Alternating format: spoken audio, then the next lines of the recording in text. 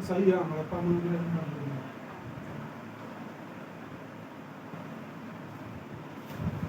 Hello दोस्तों, मैं प्रवीण यादव आपके अपने परिवार वाराणसी गुरुकुल पाठशाला में आपका स्वागत करता हूं। दोस्तों, हम आज ट्रायंगल के कुछ कंसेप्ट बचे हुए हैं, आज उसको पढ़ेंगे।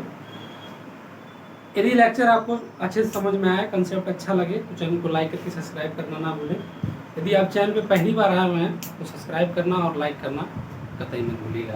तो दोस्तों, हमें आज कुछ कंसेप्ट बचा हुआ है। 5 नंबर का कंसेप्ट है, ठीक ना। 5 नंबर का कंसेप्ट है, उसको सीखते हैं। जैसे देखिए, एक त्रिभुज है। ये क्या है?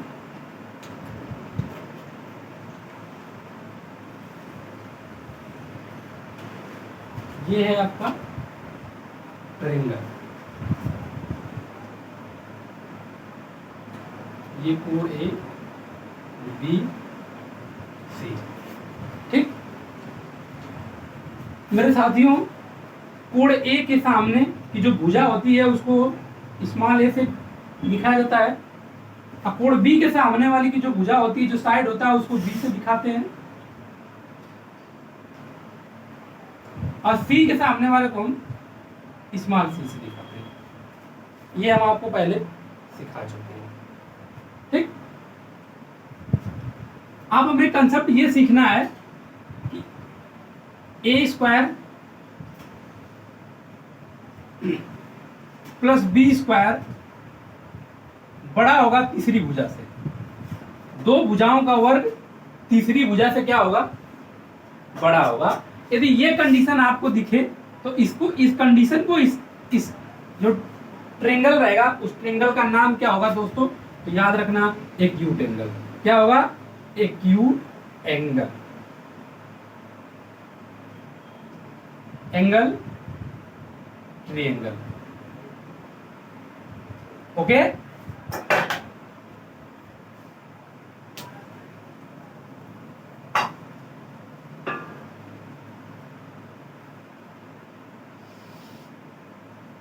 ठीक ना।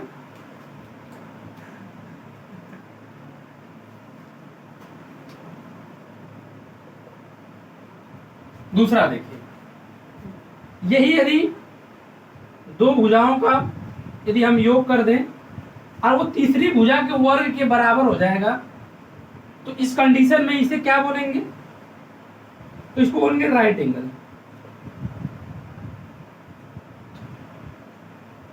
Right angle triangle. ओके। न्यून कोण त्रिभुज, समकोण त्रिभुज, हिंदी में मैं आपको बता देता हूं। और लास्ट है third number,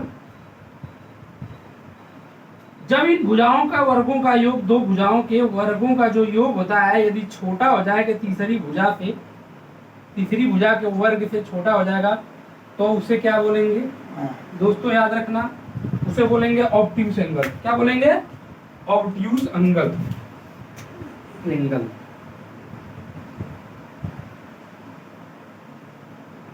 obtuse angle triangle, ठीक। साथियों, मेरे हो सकते हैं कि इंग्लिश में जो वर्ड मीनिंग है थोड़ा बहुत इधर उधर हो सकता है, लेकिन मेरे कंसेप्ट और मेरे तरीका गलत नहीं हो सकते हैं। थोड़ा इस चीज को आप लोग मैनेज करिएगा, ठीक है ना। तो ये आपका हो गया 3 फॉर्मेट, ठीक। पहला मैंने बता दिया कि जब दो भुजाओं के वर्गों को जोड़ दिया जाएगा तो तीसरी भुजा से बड़ा हो सकता है, तो उस कंडीशन में उसे क्या बोलेंगे? उस ट्रायंगल को क्या बोलेंगे? तो याद रखना, एक्यूट एंगल, न्यून कोण त्रिभुज। दूसरा में हो जाएगा, यदि वो इक्वल हो जाएगा तो 90 अंश को, ये इक्वल हो जाएगा तो राइट वाला बन जाएगा, मतलब कि राइट एंगल ट्रायंगल, समकोण त्रिभुज बन जाएगा। और तीसरा वाला में क्या है कि यदि वही दोनों भुजाओं के वर्गों का योग यदि तीसरी भुजा से छोटा हो जाएगा, तो याद रखना उसको ऑब्ट्यूस एंगल, मतलब बृहद कोण, ठीक। आप इसे नोट कर लीजिए दोस्तों। ये तीनों जो था कंसेप्ट, मैं इसको आपको अच्छे से समझा दिया। इतना याद रखना, ये जो ए और बी है ना, ये हमेशा ये छोटी भुजा हो रहती है कंपेयर सी के। ये जो ए और बी है ना, ये छोटा होता है कंपेयर सी के। ए और बी छोटा होता है कंपेयर सी के, याद रखना इस चीज को, आप लोग भूलिएगा मत, ठीक ना दोस्तों। कुछ कंसेप्ट है, इसको भी सीख लीजिए। जैसे कास ए बराबर, ये जो कास है ना, कास ए बराबर फार्मूला होता है, ए की बात है, इनके साथ जो भुजाएं दोनों लगी हुई है ना, जो भुजा ए के साथ कौन है, बी और सी, तो इसका मतलब बी का स्क्वायर, ठीक, प्लस सी का स्क्वायर, जिस भुजा के सामने वाली ये वाला माइनस कर देंगे, ए स्क्वायर अपान 2bc, ठीक। उसी प्रकार कास बी को ले लेंगे, ये कास बी, तो कास बी के साथ कौन सी भुजा लगी हुई, तो ये वाली, तो ये वाली, मतलब ए स्क्वायर प्लस सी स्क्वायर, जो नहीं लगी हुई है वो कौन सी भुजा है, बी वाली, जो इसके सामने वाली भुजा, तो जाएगा B square upon 2ac। Okay, अगला देखते हैं, cos c इक्वल टू ये वाला ले, जब इनको लेंगे तो इनके साथ कौन सी दो भुजा है, बी और ए, तो इसका मतलब ए का स्क्वायर प्लस बी का स्क्वायर माइनस इसके सामने वाली भुजा ये सी का स्क्वायर, ठीक। और इसके बाद ये क्या हो जाएगा, 2a और b। यहां तक आपको समझ में आया।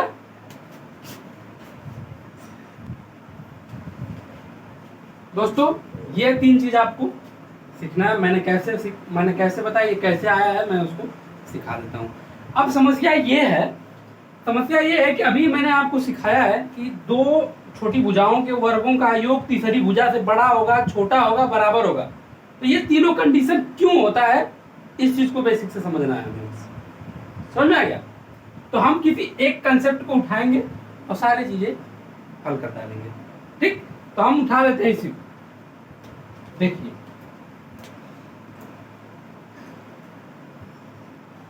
कास theta equal to A square plus B square minus C square upon 2ab।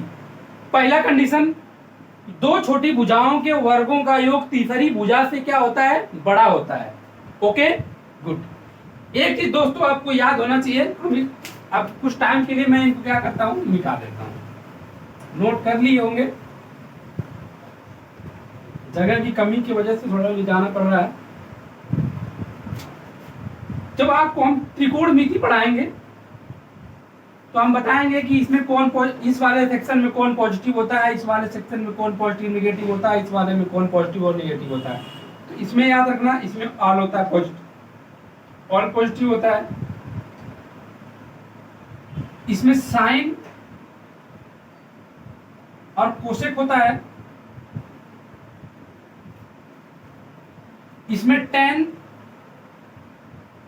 और काट होता है, और इसमें कॉस और सेक होता है। ये पॉजिटिव होते हैं, समझ आ गया? ये दोनों क्या होते हैं, पॉजिटिव होते हैं। ओके, तो हमें क्या चाहिए, उनके स्क्वायर के जो बड़ा होगा तीसरी से, इसका मतलब हमको क्या चाहिए, पॉजिटिव चाहिए। तो पॉजिटिव को याद रखना दोस्तों, एक चीज आपको पता होना चाहिए, पॉजिटिव का मतलब हम डिनोट करते हैं ऐसे, और वो भी जीरो से। मतलब कि यदि कोई चीज पॉजिटिव है तो कहीं ना कहीं जीरो से बड़ा होगा। समझ में आ गया? यदि कोई चीज बराबर है तो कहीं ना कहीं जीरो के बराबर होगा। कोई ना कोई यदि छोटा है तो जीरो से छोटा होगा। इस चीज से हम कंपेयर करेंगे, ठीक। तो यदि हम इसको पॉजिटिव मानते हैं तो क्या ये पॉजिटिव मानेंगे तो क्या ये जीरो से क्या हो जाएगा दोस्तों, बड़ा हो जाएगा। तो क्या हम इसके जगह पे यह चीजें लिख सकते हैं? ओके। अब ये जो है ये ऑलरेडी पॉजिटिव होता है, याद रखना। 2ab ये मल्टीप्लाई में है तो ये ऑलरेडी पॉजिटिव होगा। ठीक, तो ये ऑलरेडी पॉजिटिव होगा तो इससे हमारा कोई मतलब नहीं रहेगा। तो अब हमारा यहां से निकल के क्या आएगा? हमारा यहां से निकल के आएगा 0 greater than a square plus b square minus c square. दोस्तों इस c को हम इधर भेज देते हैं। जब इधर भेज देंगे तो क्या हो जाएगा? c square greater than a square plus b square. यही हमारा क्या है? Main result. समझ में आ गया? यहां से कोई दिक्कत? इसी प्रकार हम तीनों को ज्ञात कर लेंगे। पहला वाला ये है जो आपको सिखा दिए हैं।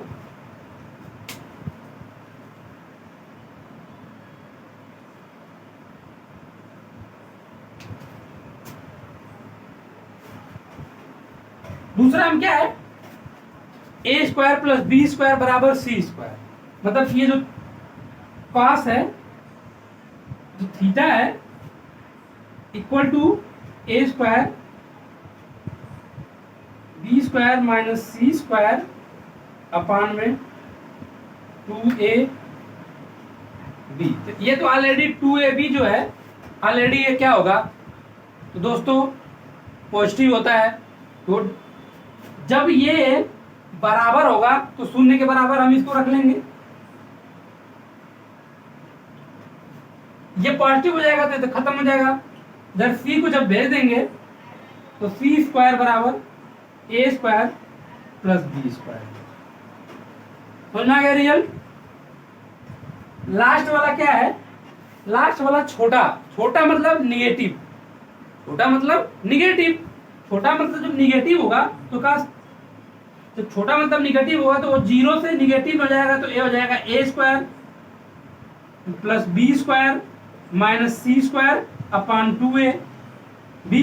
ये तो ऑलरेडी पॉजिटिव है, खत्म हो गया। अब इस c को हम इधर उल्टा भेज देंगे, इधर ले आके भेजेंगे तो क्या हम इसे लिख सकते हैं? 0 लेस देन क्या हो जाएगा आपका a square plus b square. और जब हम इधर c को भेज दिए हैं तो यहाँ हो जाएगा c स्क्वायर। यही हमारा क्या है? मेन रिजल्ट है। तीनों रिजल्ट आपको हम सिखा दिए। ठीक, नोट कर लीजिए दोस्तों। जैसा कि मैंने आपको सिखाया, क्या सिखाया? कास थीटा का मैंने आपको बताया था। जैसे मान लीजिए कास सी के बताया था, कास सी बराबर a square plus b square minus c square upon 2ab। ये सिखाया। अरे भाई ये तो ठीक है, ये डायरेक्ट रिजल्ट है जो रटने का बात है। लेकिन भाई ये आया कहाँ से? ये सीखने की बात है कि ये आया कहाँ से। तो भाई हम सीखते हैं उसको कहाँ से आया। चलिए देखते हैं। हम यहां से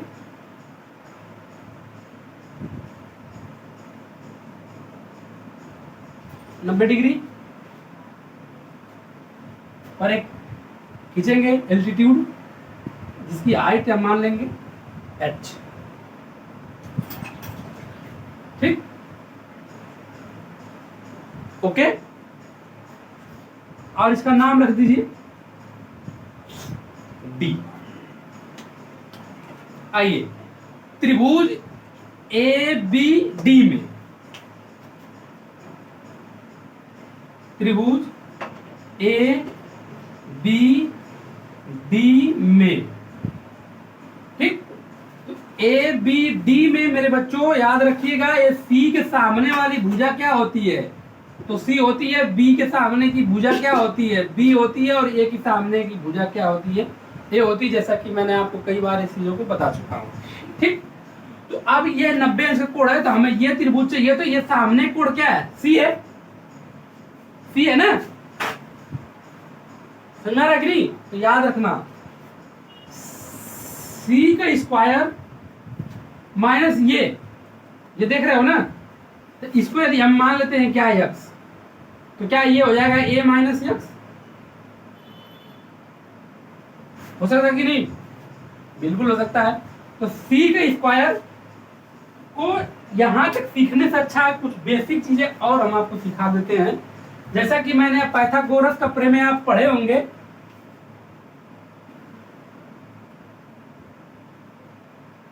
90 के सामने की भुजा कर्ण होता है, ये हाइट हो गया, ये बेस हो गया, ये परपेंडिकुलर हो गया, ठीक। तो होता क्या है,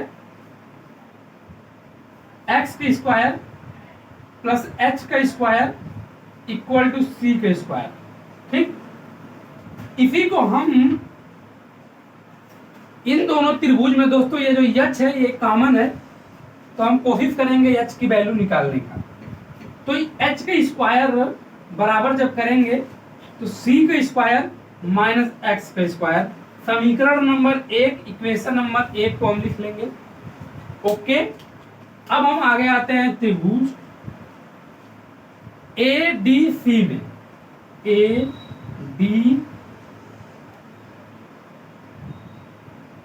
ए डी सी में, ठीक। तो ए डी सी में मेरे बच्चों, मेरे साथियों, इस 90 अंश के सामने की भुजा कर्ण हो जाएगी और इन दोनों का, तो ये होगा आपका क्या हो जाएगा, ए माइनस एक्स का होल स्क्वायर प्लस एच का whole square equal to B का होल स्क्वायर के बराबर होगा, ठीक। यहां से हम निकालेंगे कि एच स्क्वायर बराबर क्या होगा, तो एच स्क्वायर बराबर होगा बी का स्क्वायर माइनस हो जाएगा ए माइनस ये जो है यक्स पूरा है होल स्क्वायर, ठीक। ये अब हम मान लेते हैं समीकरण नंबर 2, इक्वेशन नंबर 2। एच बराबर ए भी दिया है, एच बराबर ए भी दिया है, तो क्या हम जब एच बराबर ये है, एच बराबर ये है, तो क्या ये और ये आपस में बराबर हो जाएगा? तो जी हाँ, बिल्कुल हो जाएगा।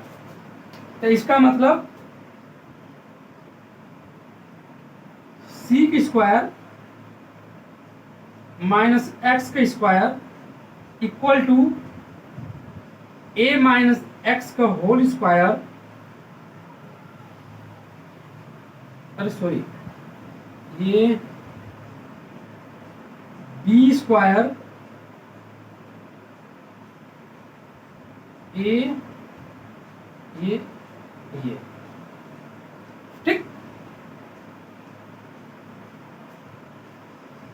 अब इन्हें हम क्या कर लेते हैं, तोड़ लेते हैं। तोड़ेंगे तो आई हो जाएगा बी स्क्वायर माइनस आई हो जाएगा ए स्क्वायर प्लस हो जाएगा तो माइनस हो जाएगा बी स्क्वायर माइनस प्लस हो जाएगा 2ax। क्या यहाँ तक आपको समझ में आया? जी बिल्कुल समझ। और यहाँ से हो जाएगा एक्स स्क्वायर और ये हो जाएगा सी स्क्वायर। यहाँ तक समझ में आ गया ना? ठीक, अब आगे देखिए, ये एक्स स्क्वायर से ये एक्स स्क्वायर खत्म हो जाएगा, खत्म हो जाएगा ना। बचा क्या है, c square equal to b square minus a square अब प्लस में हो जाएगा 2ax। यहां तक आपको समझ में आ गया? चलिए आगे देखते हैं। इनको उठा के इधर भेज दीजिए या इनको यहीं पे ऐसा करिए कि ये जो ये वाला है ना, इसको उठा के बराबर के इस पार भेज दीजिए। जब बराबर के इस पार भेजेंगे मेरे भाई तो क्या हो जाएगा, माइनस बी और प्लस ए हो गया और इक्वल टू हो जाएगा आपका 2ax। यहां तक आपको समझ में आ गया? इस चीज को आप लोग भूलिएगा मत। एक चीज आपको सीखना है कि कास थीटा बराबर क्या होता है। इसमें देखिए कॉस थीटा, इसको हम मान लेते हैं क्या, थीटा। तो कॉस थीटा बराबर क्या होता है, लाल बटे कक्का के हिसाब से यदि हम आपको बताएं ये हो जाएगा साइन, ये हो जाएगा कास। तो कास का होता है आधार बटा के कर्ण। आधार क्या है, ये है, कर्ण क्या है, सी है। तो क्या हो जाएगा, आधार बटा के कर्ण, बेस हाइपोटेनस। इतना समझ में आ गया। हमको यक्ष से यदि निकालना पड़ेगा तो हो जाएगा सी, आ जाएगा cos theta equal to X. क्या हम यहाँ से ये इतना कर सकते हैं? ठीक, इस यक्ष के मान को ले आके हमको यहाँ रख देना है। जब यक्ष के मान को यहाँ ले आकर रख देंगे तो हमारा दोस्तों निकल के क्या आएगा, निकल के आएगा लास्ट पर हमारा रिजल्ट निकल के आएगा ए स्क्वायर प्लस सी स्क्वायर माइनस बी स्क्वायर और इक्वल टू ये हो जाएगा, यदि यहाँ पे हम रखेंगे तो ये हो जाएगा 2ac।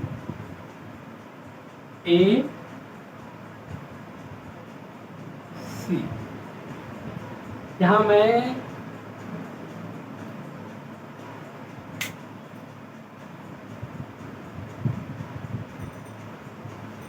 ठीक, तो यक्स का मान क्या है, सी कास थीटा। इसी यक्स के जगह पे सी कास थीटा को रखेंगे तो जाएगा 2ac equal two cos theta. समझ में आ गया? ये क्या है, मेन हमारा रिजल्ट है। इसको आप लोग कभी भूलिएगा मत। समझ में आ गया? इसी को आप कास थीटा मान लीजिए, या ये कास थीटा को डायरेक्ट बी मान लीजिए। तो बी जब मान लेंगे तो और आसान हो जाएंगी समझने की बात से, बी मान लीजिए। ठीक, तो इसलिए यहाँ पे क्या हो जाएगा, बी हो जाएगा। ठीक है ना? अब कोई दिक्कत नोट कीजिए। तो समझ में आ गया कि चीजें कैसे निकल के आ रही हैं। और दोस्तों ये यहाँ पे आप मान लीजिए बी, और ये हो जाएगा आपका, थोड़ा सा इसको चेंज कर देते हैं, हो जाएगा सी स्क्वायर माइनस बी स्क्वायर और ये हो जाएगा आपका ए सी। यही हमको समीकरण निकल के आया है। समझ में आ गया?